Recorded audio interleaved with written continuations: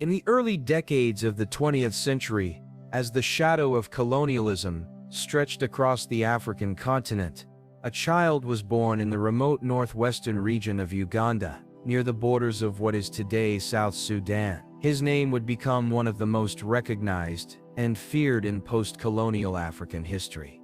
That name was Idi Amin.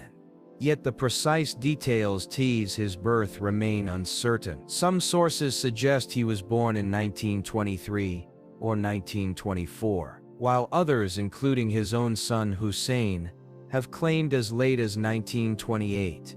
The ambiguity of his origins is matched by the conflicting accounts of his parentage and early life. It is generally believed that Amin was born in the town of Koboko, far from the capital, Kampala. This region was dominated by Muslim communities and bordered Sudan, shaping much of Amin's cultural identity. His father, Andreas Niabira, is said by some to have belonged to the Kakwa people. He reportedly converted from Roman Catholicism to Islam in the early 20th century and adopted the name Amin Dada. Others believe he was ethnically Nubian, perhaps descended from Sudanese groups brought into the region during earlier colonial ventures, particularly those led by Emin Pasha, a 19th century Ottoman governor who operated in the province of Equatoria. Amin's mother, Asa Ata, may have been either Kakwa or Lugbara, two distinct ethnic groups native to Uganda's north. What little is known suggests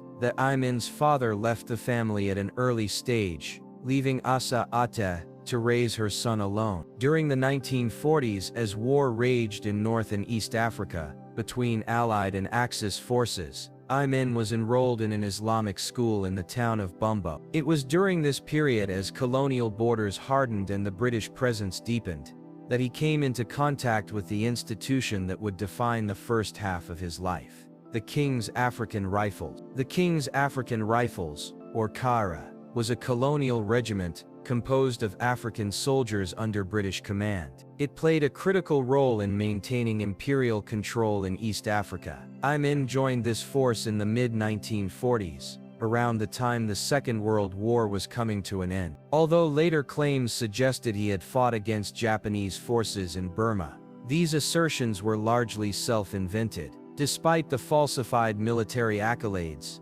Amin's early performance in the KARA impressed his British superiors. He was known for his physical strength and discipline. Promotions followed. By the late 1940s, he had attained the rank of corporal, and by 1952, he was a sergeant. His postings took him beyond Uganda to Kenya, where he found himself in the midst of one of East Africa's most volatile periods. In 1952, the Mau Mau uprising erupted in Kenya. It was a violent and determined rebellion by indigenous Kenyan groups, particularly the Kikuyu, seeking to end British colonial rule. The conflict would continue for much of the decade, marked by widespread detentions, counterinsurgency measures, and harsh military campaign. Amin was stationed in Kenya during this period, and though he later downplayed his role, records indicate that he took part in operations to suppress the rebellion. His leadership in the field furthered his advancement. Commanders such as Ian Graham,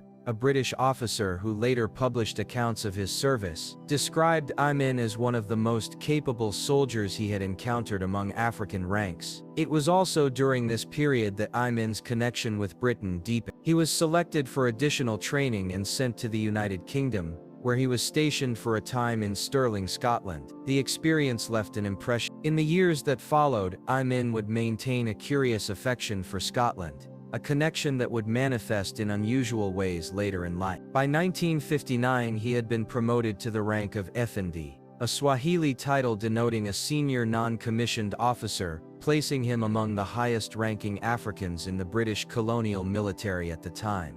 But troubling signs were beginning to emerge. In 1961 and 1962, Amin was involved in a military operation on the border between Uganda and Kenya. The region had seen an outbreak of cattle raiding, and Amin was tasked with restoring order. Instead, the operation resulted in the mass killing of civilians. British authorities considered court-martialing him for this incident, but political realities intervened. Uganda was on the brink of independence. The colonial administration, led by Governor Sir Frederick Crawford, deemed it too risky to pursue charges against one of the few senior native officers in the military. As a result, Amin's actions went unpunished, a decision with long-reaching consequences. As Amin's military career advanced, the continent around him was undergoing transformation. In the wake of World War II, European powers were gradually relinquishing their colonial holding. The Atlantic Charter of 1941 had signaled the eventual move towards self-determination,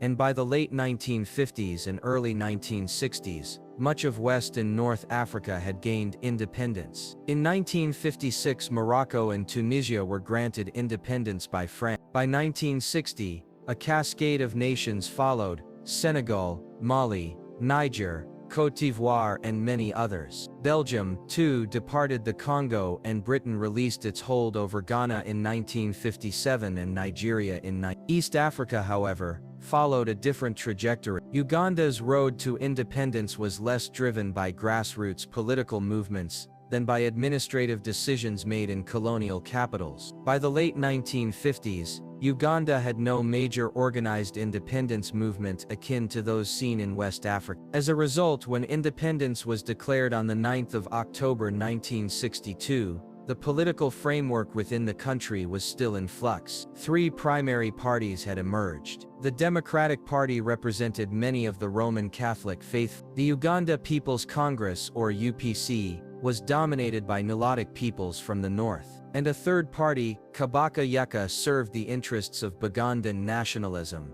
a reference to the powerful Buganda kingdom in the south. In the first elections following independence, a coalition between the UPC and Kabaka Yaka formed the new government, sidelining the Democratic Party. Milton Obote, the leader of the UPC, became the country's first prime minister. As Uganda entered its new era, it did so with lingering fault lines. The divisions created under colonial rule between ethnic groups, between religions, between regions, remained unresolved. The balance between federalism and centralization was fiercely contested, and tensions simmered beneath the surface. But for Idi Amin, these years were ones of advancement. From 1962 onward, he rose rapidly in the newly formed Ugandan military. He was promoted to captain at independence, then to major in 1963, and by 1964 he had become deputy commander of the National Armed Forces. By 1965 he was one of its most senior officers. This rise came not only from his record,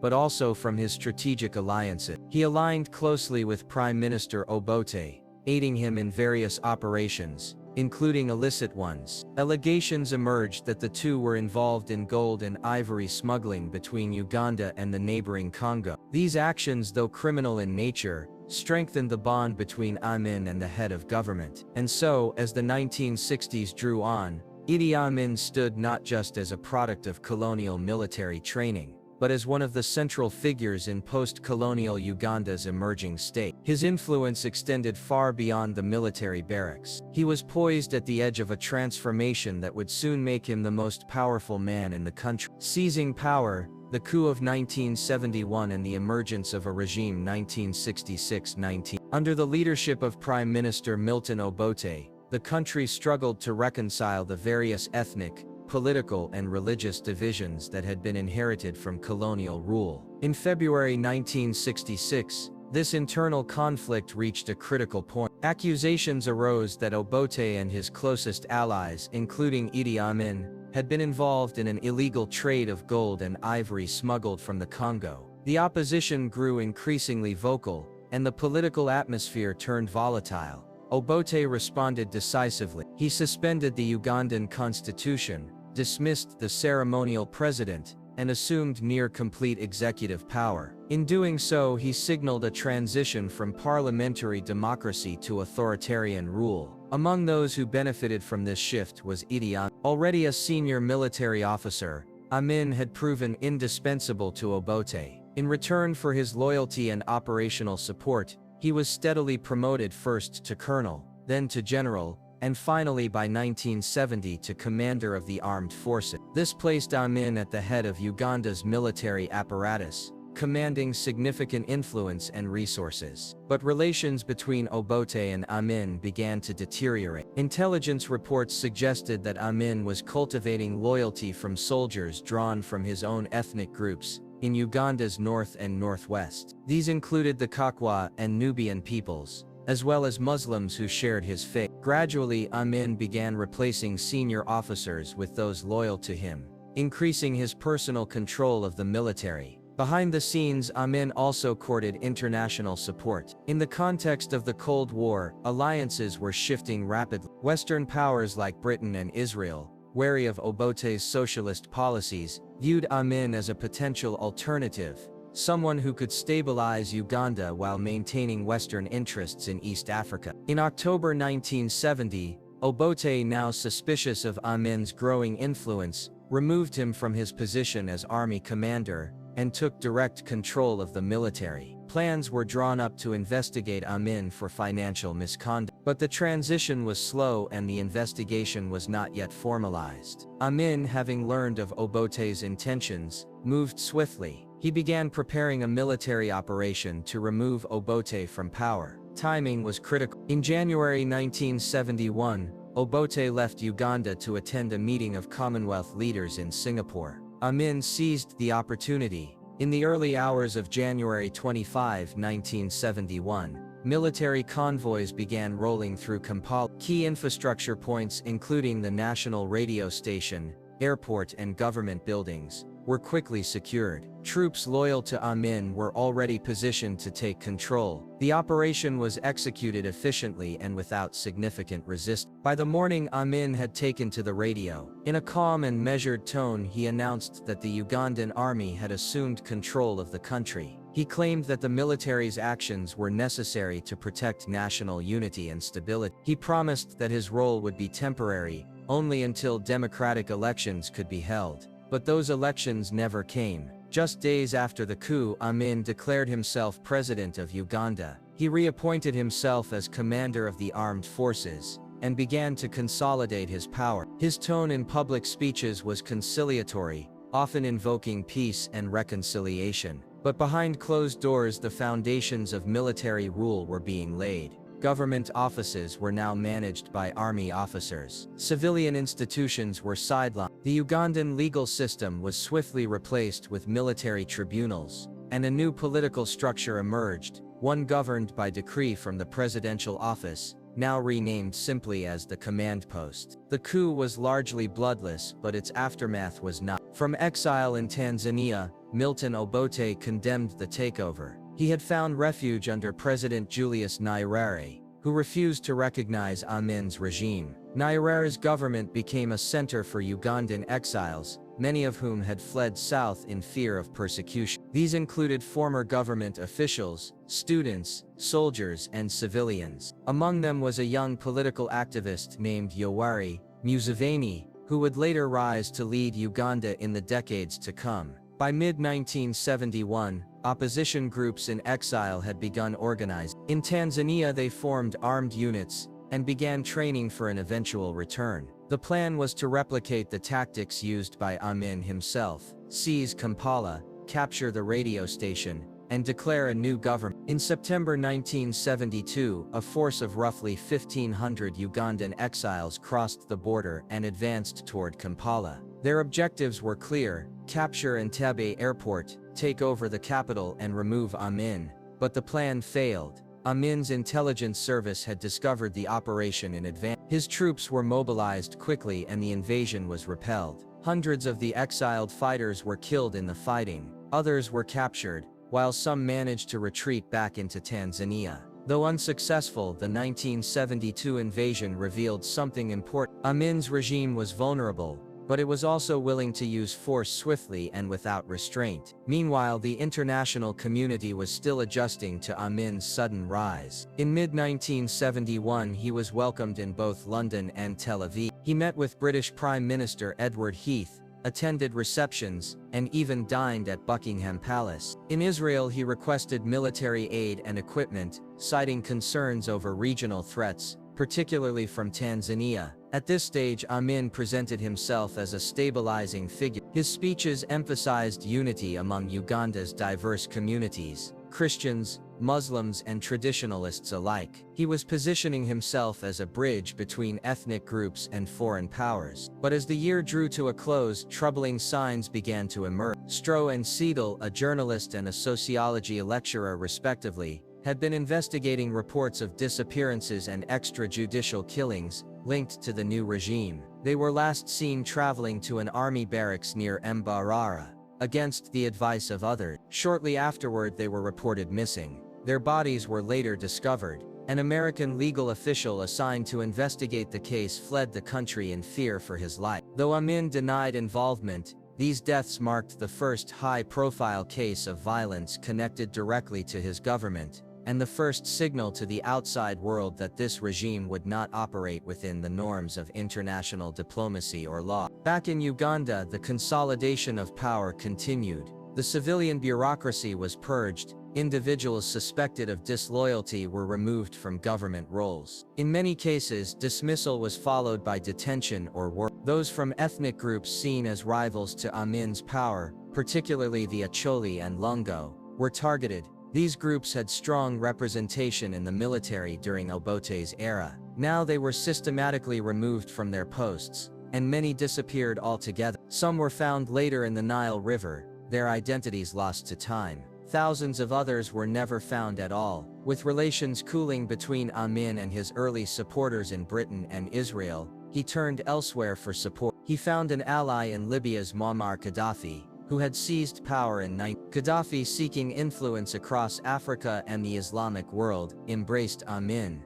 To secure Gaddafi's backing, Amin presented Uganda as a nation with a strong Muslim identity. He claimed that as much as 70% of Uganda's population followed Islam, despite the actual figure being closer to 6%. Gaddafi accepted this version and supplied Uganda with funding and military aid. This alliance marked a major geopolitical shift for Uganda. It also led to a new chapter in domestic policy, one in which religious tensions would grow, and the seeds of international isolation would be planted. By the end of 1972, Idi Amin had firmly established himself as the ruler of Uganda. He had dismantled civilian institutions, repelled a coup attempt, formed new international alliances, and tightened his grip on the military. But darker years were still to come. Expulsion, collapse, and isolation. Uganda in turmoil, 1972–1975. By late 1972, the regime of Idi Amin had fully established its control over the Ugandan state. The military was entrenched in every level of government, dissent had been silenced, and thousands had already disappeared. But the coming years would see the regime take a dramatic and dangerous turn, one that would push the country into isolation, dismantle the economy, and mark a new chapter of persecution and authoritarian rule. One of the most consequential actions taken by Amin was directed at a community that had lived in Uganda for generations: the country's Asian population. By the mid-20th century, Uganda was home to approximately 70,000 people of South Asian descent. Many had arrived during British colonial rule, some as laborers for railway construction, others as merchants and traders. Over time, they came to play a dominant role in Uganda's economy. By the 1970s, it was estimated that over 80% of Uganda's trade and industry was controlled by the Asian community. This concentration of wealth created tension. Ethnic resentment had been building for years, driven in part by colonial policies that positioned Asians as intermediaries between the British administration and African populations. This friction would now be exploited by On August 4, 1972, Idi Amin addressed the nation in a televised announcement. He declared that all Asians without Ugandan citizenship were to leave the country within 90 days. The government would seize their property, businesses, and assets. No compensation would be offered. Amin stated that the order had come to him in a dream from God himself. The international community was stunned. The United Kingdom, which had offered many Ugandan Asians British citizenship at the time of independence, now faced the potential arrival of tens of thousands of refugees. A diplomatic crisis unfolded. The British government, led by Prime Minister Edward Heath, attempted to delay the expulsion order. Appeals were made to Amin to reconsider, but these were ignored. As the deadline approached, panic spread through Uganda's Asian community. Families fled with only what they could carry, bank accounts were frozen, properties were confiscated, and throughout the evacuation process, many were robbed or detained by soldiers at checkpoints. Eventually, a United Nations emergency airlift was organized to evacuate approximately 27,000 people to Britain. Others found refuge in Canada, India, and elsewhere. In the weeks that followed, the consequences of Amin's decision became visible across the country. Businesses once operated by the Asian community were handed over to military officers and regime loyalists. Many had no experience in trade or manufacturing. Machines were left idle, inventories were mismanaged, tools and equipment were often sold for scrap. Uganda's economic infrastructure began to unravel. By early 1973, factories were closing, inflation was rising, and supply chains had collapsed. Cement plants at Tororo and Fort Portal ceased operations. Agricultural output declined as mechanical equipment failed and could not be repaired. Prices for basic goods surged, shelves emptied, shortages became widespread. The once thriving Ugandan economy was now spiraling into crisis. Meanwhile, Amin's government grew increasingly isolated on the world stage. Following the expulsion of the Asian community, relations with Britain deteriorated rapidly. British diplomats stationed in Kampala were accused of espionage. In early 1973, 14 members of the British High Commission were expelled from Uganda. London responded with diplomatic sanctions. Despite this growing hostility, unusual patterns in trade continued. Planes departed from Stansted Airport in Britain carrying luxury goods bound for Kampala, including whiskey, electronics, and high-end merchandise. These shipments bypassed sanctions and were often destined for Amin himself or members of his inner circle. The phenomenon became known as the Whiskey Run. As ties with Britain and Israel broke down, Amin sought new allies. He turned increasingly to Libya's Muammar Gaddafi, who provided military assistance and economic support. By this time, Uganda had joined the Organization of Islamic Cooperation, a move designed to deepen Amin's relations with Islamic State. In return, Gaddafi supplied weapons, funding, and training. Amin also cultivated ties with the Soviet Union, which saw strategic value in supporting Uganda as a counterweight to Western-aligned Kenya and Chinese-influenced Tanzania. By 1975, Amin's regime had received millions in Soviet aid, including armaments and the training of Ugandan forces in Eastern Europe. Inside Uganda, power remained centralized in Amin's office. Civilian institutions had been fully military. Government officials were frequently dismissed or executed. Purges swept across ministries, universities, and the judiciary. One prominent figure who attempted to challenge Amin's authority was Chief Justice Benedetto Kiwanuka. Kiwanuka had once served as Uganda's prime minister during the transition to independence. After Amin's coup, he was appointed Chief Justice in an effort to give the regime legal credibility. But Kiwanuka opposed the mass expulsions and spoke out against political detention. In September 1972, he was arrested by security forces. His body was never recovered. Witnesses later recounted his torture and execution inside Makandi military prison, one of several detention sites used by the regime for interrogation and killing. Thousands of others vanished during this period. Political opponents, suspected dissidents, or simply those accused of disloyalty were detained. Many were never seen again. In several documented cases, bodies were found in the Nile, often weighed down with stones, bound at the wrists, or showing signs of mutilation. In 1975, Amin hosted the Organization of African Unity Summit in Kampala. As chairman of the summit, he presented himself as a leader of continental significance. But behind the diplomatic protocols, tensions flared. One incident drew international attention. Dennis Hills, a British lecturer living in Uganda, had written a book critical of Amin's regime, referring to him as a village tyrant. Amin ordered his execution. The British Foreign Secretary James Callaghan personally traveled to Kampala to seek Hills's release. Amin eventually commuted the sentence, but during the summit he staged a spectacle in which British nationals were forced to carry him into a reception hall on a ceremonial throne. It was a calculated display of defiance aimed at the former colonial power. By now, Amin's rule had entered a new phase. What had begun as a military-led government had become a fully entrenched dictatorship. Amin's inner circle grew smaller. His paranoia deepened, Surveillance intensified. A secret police force, the State Research Bureau, became the chief instrument of repression. Headed by Bob Assels, a former British colonial officer turned Amin confidant, the Bureau conducted interrogations, operated detention centers, and orchestrated internal surveillance. Assels, fluent in Swahili and well-versed in Ugandan politics, was among the few foreigners Amin trusted, but his role in the Bureau remains one of the darker legacies of the regime. Thousands disappeared under its jurisdiction. Informants infiltrated workplaces, schools, and even family. Meanwhile, Amin's personal life became increasingly extravagant. A polygamist, he married at least 6 women, and is believed to have fathered over 50 children. In 1975, he held a lavish wedding to Sarah Kilaba, a 19-year-old dancer. The ceremony cost over £2 million, and included international guests such as Yasser Arafat, who served as best man.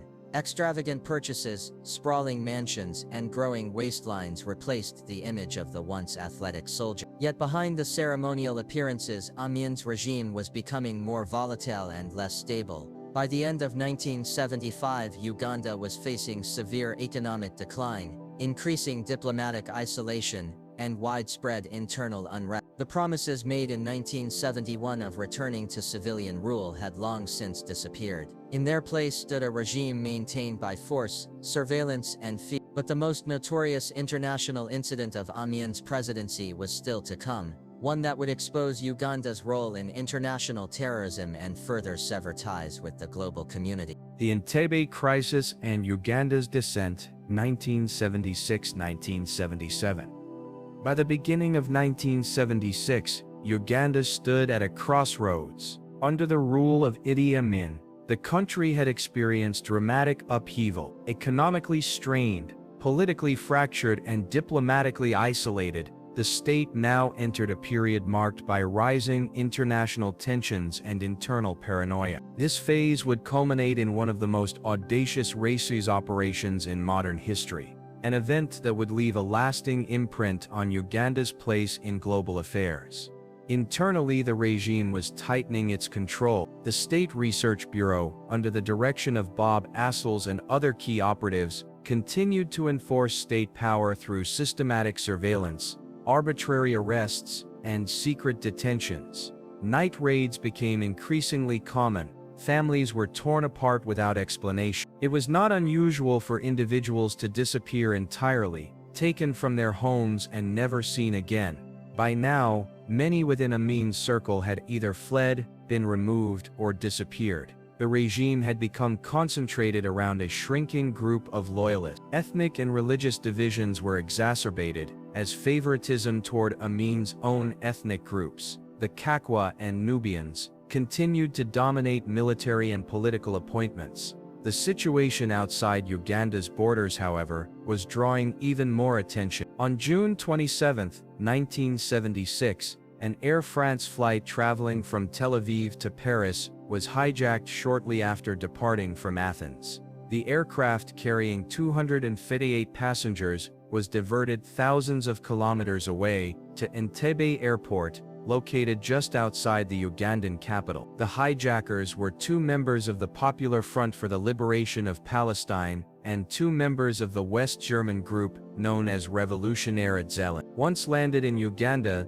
they were joined by additional collaborators who had already been waiting at Entebbe, suggesting coordination with the Ugandan authorities.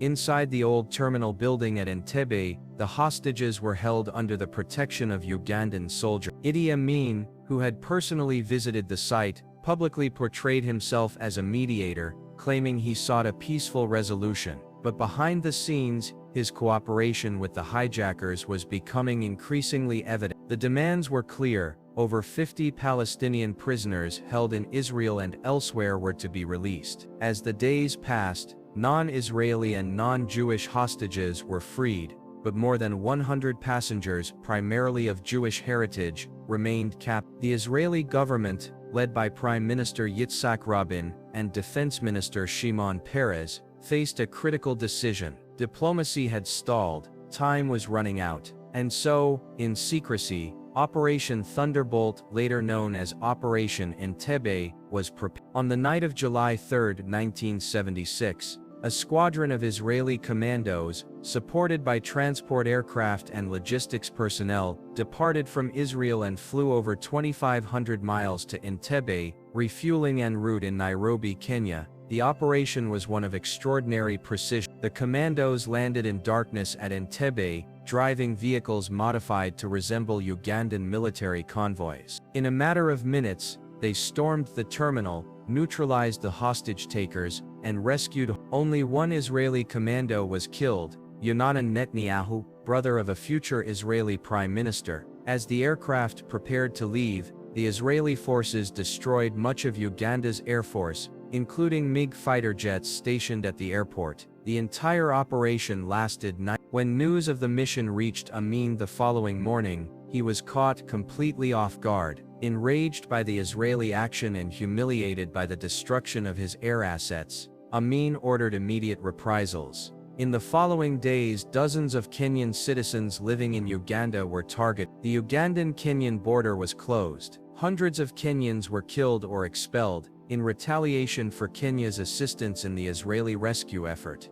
Internationally, Uganda faced new waves of condemnation. The Entebbe crisis had exposed Amin's collaboration with international terror groups. It also fractured his remaining relationships with Western governments, including the United States and much of Europe. Back in Uganda, the situation continued to deteriorate. The economy had not recovered from the expulsion of the Asian community. Essential supplies were scarce. Inflation was accelerating. The military remained the principal instrument of power, but internal divisions within the armed forces were growing. Amin responded to this environment with increasing repression. In February 1977, he moved against one of the most respected figures in Uganda, the Archbishop of the Church of Uganda, Janani Luwum. Archbishop Luwum had been critical of the regime's use of violence, and had called for unity between Uganda's Christian and Muslim community. In late 1976, he chaired a multi-faith conference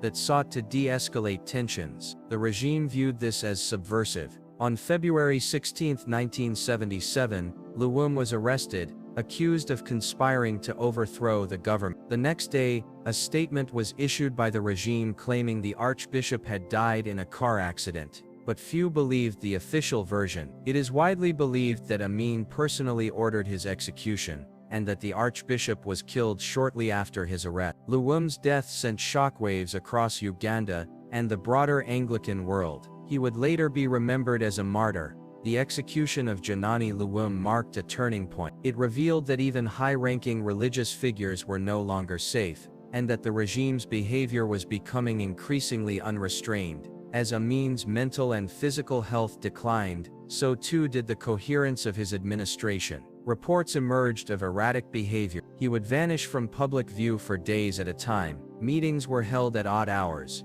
Decisions were increasingly centralized, unpredictable, and often contradictory. Amin's foreign policy became more combative. He expelled additional diplomats. He denounced Zionism, imperialism, and apartheid. He voiced support for Soviet-aligned movements, while also courting support from radical Islamist groups. Despite this rhetoric, his regime was losing its grip. Dissent grew even within his own government. In 1977, his health minister Henry Kiemba defected and later authored a book titled A State of Blood, offering a rare insider account of the dictatorship. Meanwhile, in neighboring Tanzania, Ugandan exiles, among them Yoweri Museveni, continued to organize and prepare. The seeds of resistance had been planted. While the international community had largely turned its back, opposition to Amin was growing, both outside and inside Uganda. By the end of 1977, Uganda had become increasingly isolated. Its economy was deteriorating, its political structures were hollowed out, and its people lived under the constant pressure of surveillance, violence, and fear. Yet the downfall of Idi Amin was already beginning to take shape, fueled by military dissent, external pressure, and the growing threat of war. War and fall. The collapse of Idi Amin's regime, 1978-1979.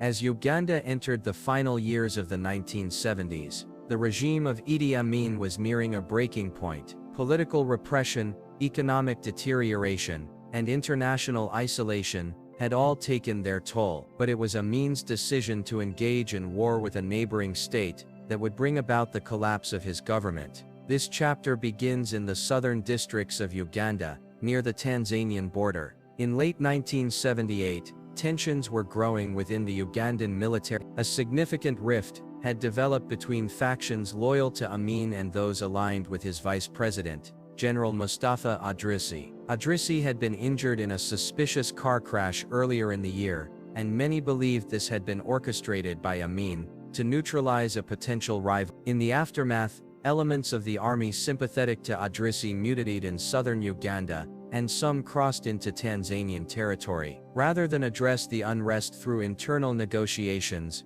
Amin chose a more aggressive path. On October 30, 1978, Ugandan troops launched a full-scale invasion of Tanzania's Kagera region, claiming it as part of Uganda. The move was sudden and caught the Tanzanian government by surprise. Towns were occupied, civilians were displaced, and Ugandan forces quickly established a military presence. President Julius Nyerere, of Tanzania, who had long harbored Milton Obote and other Ugandan exiles, now had cause for military retaliation. Within weeks, the Tanzanian People's Defense Force was mobilized. It would soon be joined by thousands of Ugandan exiles, including organized rebel groups, among them a young Yoweri Museveni. The decision to go to war was not taken lightly, but Uganda's incursion had violated Tanzania's sovereignty, and the situation now called for a decisive response. In early 1979, Tanzania launched a full-scale counter-offensive. Tanzanian and Ugandan rebel forces pushed northward. Initially, Amin's forces attempted to resist,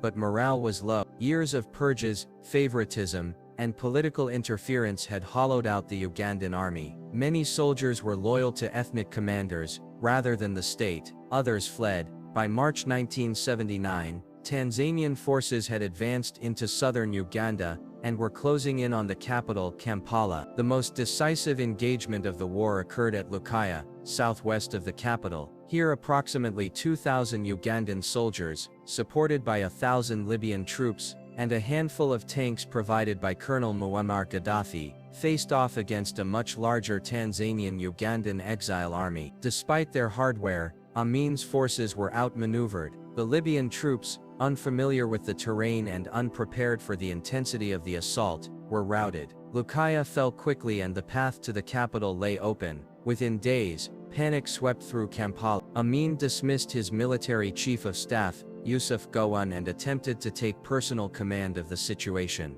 But by now even his inner circle was fracturing. Desertions increased, resistance crumbled. On April 10, Tanzanian and Ugandan exile forces reached the outskirts of the capital. By April 11, 1979, they had entered Kampala. The regime was effectively over. Amin, who had vowed never to surrender, fled by helicopter from Kololo Hill, reportedly accompanied by a few trusted allies. He first went to Jinja, where he considered setting up a provisional government, but soon realized the war was lost. From there he flew to Libya, where he was granted temporary asylum by Muammar Gaddafi. However, his stay there would be brief. Back in Uganda, the situation remained unstable. The victorious rebel groups and exiles quickly formed a provisional government, under the umbrella of the Uganda National Liberation Front. But unity was difficult to maintain. Competing interests, ethnic divisions, and political grievances made governance a formidable task. In May 1980, just over a year after Amin's fall, a military coup led by Paulo Muwanga brought an end to the interim arrangement. Yet, unlike Amin, Muwanga paved the way for national elections. These elections, held in December 1980, were officially won by Milton Obote, returning to power nearly a decade after being deposed. The outcome, however, was heavily contested. Many believed the elections were manipulated. This led to the outbreak of the Ugandan Bush War, a guerrilla conflict between Obote's government and the forces of Yoweri Museveni, who rejected the legitimacy of the result. The conflict would stretch into the mid-1980s and reshape the trajectory of Ugandan politics. But Idi Amin, now in exile, would not be a part of that chapter. After a brief stay in Libya, Amin relocated to Saudi Arabia, settling in the coastal city of Jeddah. Here, under the protection of the Saudi government, He lived a quiet life, far removed from the turmoil of his years in power. Amin was ordered to refrain from giving interviews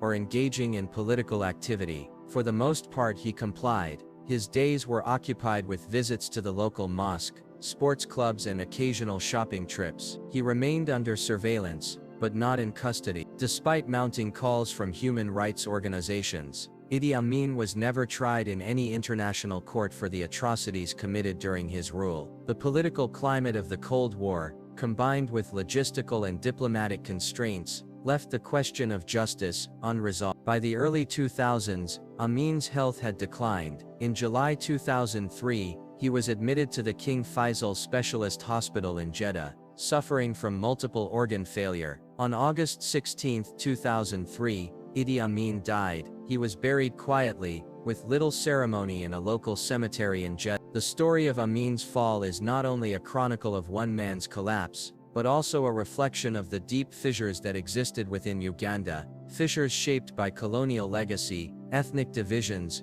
and the challenges of post-independence governance.